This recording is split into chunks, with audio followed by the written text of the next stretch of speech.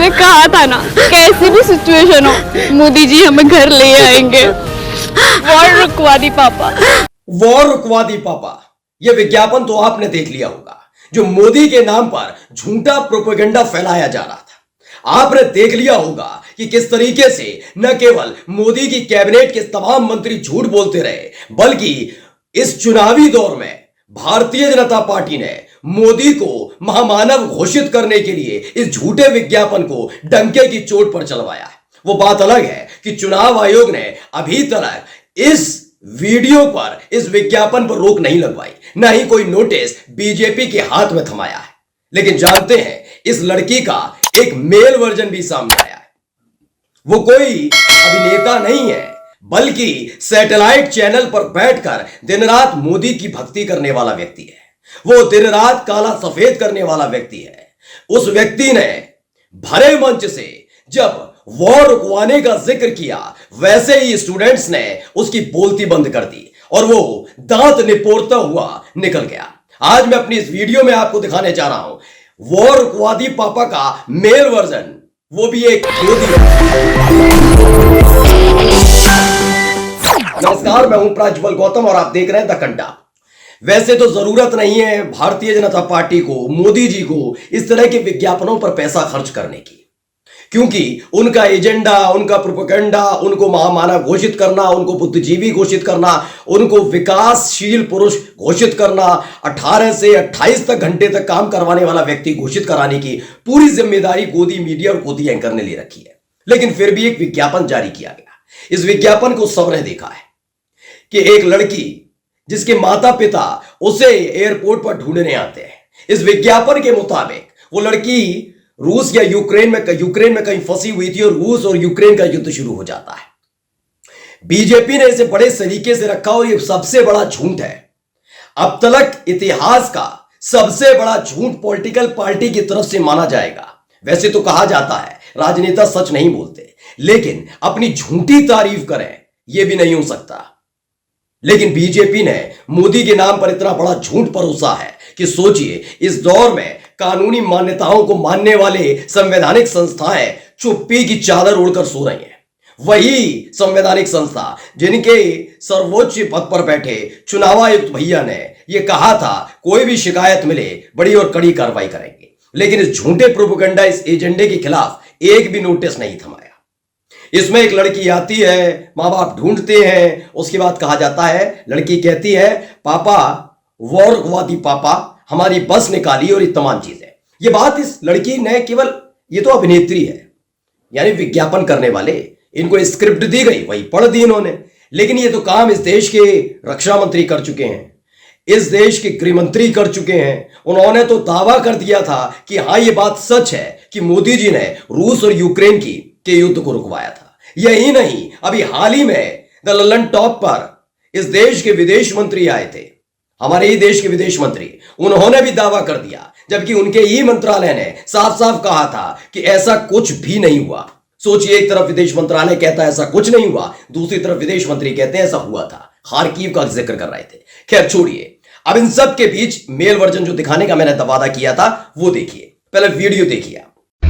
वो युद्ध अगर आपके पापा ने रुकवाया होता, हाँ, तो आपको कितना अच्छा लगता, पर आप सब भी रुकी होती तो हाँ, वही। Thank you so much. तो इनको तो पहचान ही गए होंगे, माइक लेकर खड़े हुए हैं, इनको पहचान गया। ये किसी एक प्रोग्राम में गए थे। इनको अपना जो ज्ञान है, जो वैसे तो ये रोजाना सैटेलाइट चैनल पर आज तक पर बैठकर, पहले जी न्यूज में, इन दिनों आज तक पर बैठकर काला सफेद करके बांटते हैं, बांचते हैं, वही बांट रहे थे सबको। इस दौरान इन्होंने एक लड़की को संबोधित करते हुए कहा कि अगर आपके पापा ने युद्ध रुकवा दिया होता तो कैसा लगता। हाँ हूं कर रहे थे। उधर से लड़की ने माकूल जवाब दिया, उन्होंने कह दिया अगर रुकवा दिया गया होता तो। इसके बाद हर कोई ताली पीटने लगा। यह व्यक्ति वहीं मंच पर खड़े होकर अपनी मोदी भक्ति पर मंत्रमुग्ध हो रहा था, लेकिन जैसे ही उस लड़की का जवाब सुना वैसे ही चेहरा भक्क सफेद पड़ गया। पहले वीडियो दोबारा देख लीजिए। वो युद्ध अगर आपके पापा ने रुकवाया होता, हाँ, तो आपको कितना अच्छा लगता। लगता? पर आप सब में रुकी होती तो हाँ। वही Thank you so much. जानते हैं ये लोग चिढ़ जाते हैं जब इनसे कहा जाता है गोदी एंकर, गोदी पत्रकार, गोदी चैनल, गोदी मीडिया, ये चिढ़ जाते हैं। लेकिन आप बताइए, एक ऐसी बात जो हमेशा झूठ है उसे कैसे सच साबित करने पर ये लोग तुले हुए हैं। खैर, इनसे उम्मीद भी क्या की जाए। याद करिएगा, ये वाले ही भाई साहब थे, जी न्यूज में थे। उस वक्त इन्होंने नोटबंदी के दौरान बाद जब 2000 का नोट भारत सरकार की तरफ से यानी मोदी सरकार की तरफ से जारी किया गया था, तो यही थे उसके गुण बता रहे थे। इन्होंने भी 2000 के नोटों का वो विश्लेषण कर दिया था जो शायद इस देश के अर्थशास्त्रियों से लेकर अर्थव्यवस्था को संभालने वाले वित्त मंत्री और तो और आरबीआई के गवर्नर तक को नहीं पता था कि 2000 के नोटों में इतनी खूबियां हैं। आज तक वाली दीदी तो आपने देखी ली, जब वो गई हुई थी कहीं तो लोगों ने पकड़ लिया था एक व्यक्ति ने, और जो सवाल पूछे थे उसके बाद उनका चेहरा फक सफेद पड़ गया था। लेकिन सुधीर चौधरी अभी तक किसी के हत्थे नहीं चढ़े थे। 2000 के नोट को लेकर डंके की चोट पर इस आदमी ने भी झूठ बोला था, इस देश को गुमराह करने का काम किया था। मैं फिर कहता हूं, बात यह नहीं है कि आप सोशल मीडिया पर क्या लिखते हैं, सवाल यह है कि आप जब सैटेलाइट चैनल से जुड़कर आप एक बड़ा चेहरा बनते हैं तो आप कैसे झूठ परोस सकते हैं, क्योंकि आपके कई फॉलोअर्स होते हैं। आपने 2000 के नोट को लेकर झूठ क्यों बोला था? अब तो हद ही पार हो गई, जब एक तरफ लगातार इस पर फजीयत हो रही है, लगातार बीजेपी को कोसा जा रहा है। अब पॉलिटिकल पार्टी नहीं बल्कि आम जनता भी सवाल पूछ रही है कि वॉर रुकी कब थी। आपका अपना विदेश मंत्रालय साफ साफ कहता है कि ऐसा कुछ नहीं हुआ। वो बात अलग है कि चुनाव जीतने के लिए राजनाथ सिंह, अमित शाह और तो और जो एस जयशंकर हैं, जो विदेश मंत्री हैं, वो कहते हैं। लेकिन इन सब से इतर जब सैटेलाइट चैनल पर बैठकर ये एंकर इसी तरीके की बातें करता हो तो इससे क्या उम्मीद की जाएगी? फिर से सुनिए वीडियो। वो युद्ध अगर आपके पापा ने रुकवाया होता हाँ, तो आपको कितना अच्छा लगता? पर आप सब में रुकी होती तो हाँ। वही Thank you so much. तो नमोताई नाम के एक ट्विटर हैंडल से इसे ट्वीट किया गया, लिखा सुधीर चौधरी, अगर आपके पापा ने वॉर रुकवाई होती तो आपको कितना अच्छा लगता।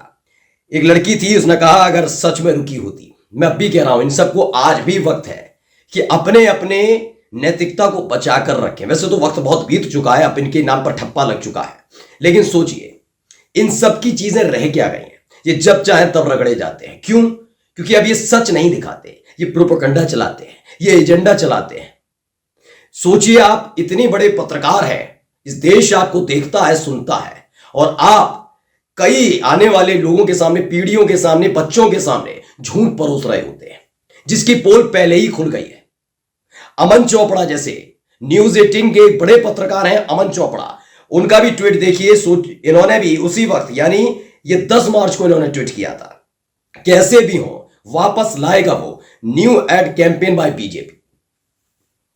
कांग्रेस का एक आप कैंपेन चलवा कर दिखा लीजिए। और ये कहते हैं ना, गोदी पत्रकार ना कहा जाए। जो एजेंडा चलाता है ना, वो पत्रकार कभी नहीं हो सकता, चाहे वो कोई हो, चाहे वो मैं हूं या कोई भी हो। मैं खुलकर इसे स्वीकार करता हूं दोस्तों। लेकिन पत्रकार का काम होता है सरकार से सवाल करना, सरकार से यह सवाल करना कि आप बताइए कि जो काम हुआ ही नहीं, रूस और यूक्रेन के बीच मोदी ने युद्ध रुकवा ही नहीं पाए, ना ऐसी कोई बात हुई, आखिरकार ऐसा क्यों है कि आपने अपने कैंपेन को मैं उसको डाला, झूठा प्रचार क्यों कर रहे हैं? लेकिन नहीं, ये सारे के सारे गोदी एंकर लग गए अपने ट्विटर हैंडल यानी सोशल मीडिया पर भी, अपने चैनल पर भी, और तो और जहां मौका मिलता है वहां पर, लेकिन वहीं पर इन्हें जनता रगड़ रही है। नमस्कार।